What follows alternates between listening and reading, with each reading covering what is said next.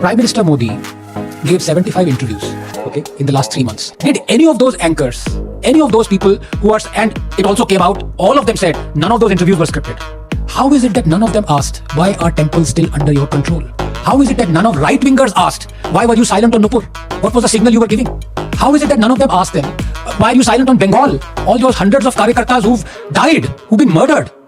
Why are you silent on Sabrimala when the Congress overturned a Supreme Court judgment to placate Muslims wrongly?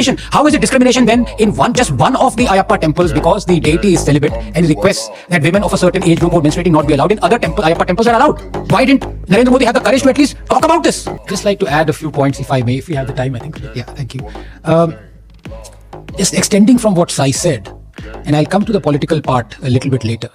It always befuddles me why Hindus fight amongst each other for thousands of years. And I'll tell you why I'm at peace with if we lose everything, but that has a scientific perspective. Again, I'll come to that later because we are completely insignificant specks here today, gone tomorrow, so it doesn't really matter.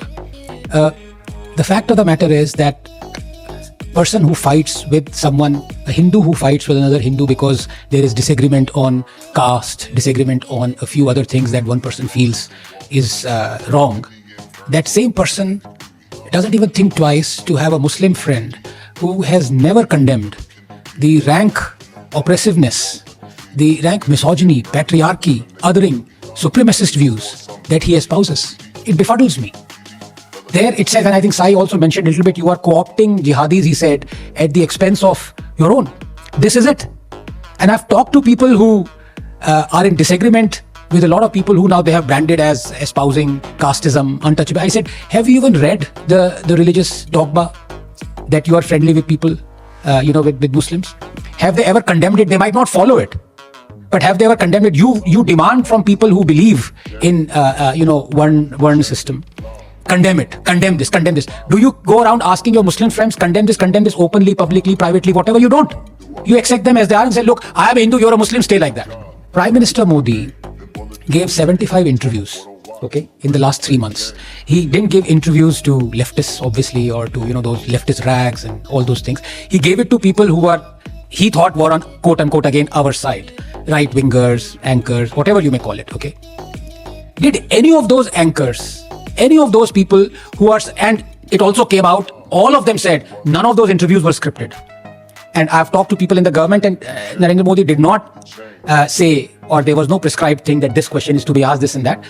How is it that none of them asked, why are temples still under your control? How is it that none of right-wingers asked, why were you silent on Nupur? What was the signal you were giving? How is it that none of them asked them, why are you silent on Bengal? All those hundreds of Karyakartas who've died, who've been murdered. Why are you silent on Sabrimala when the Congress overturned a Supreme Court judgment to placate Muslims wrongly?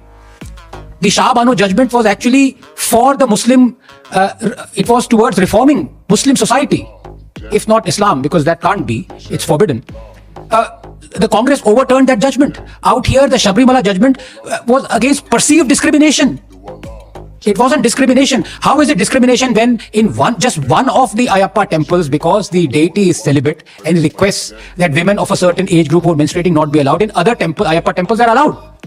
But the fact of the matter is that there are Hindu temples, I think 10 of them, where men are not allowed. So how is it discrimination if in some temples, one temple, women are not allowed? Is that discrimination? Why didn't Narendra Modi have the courage to at least talk about this?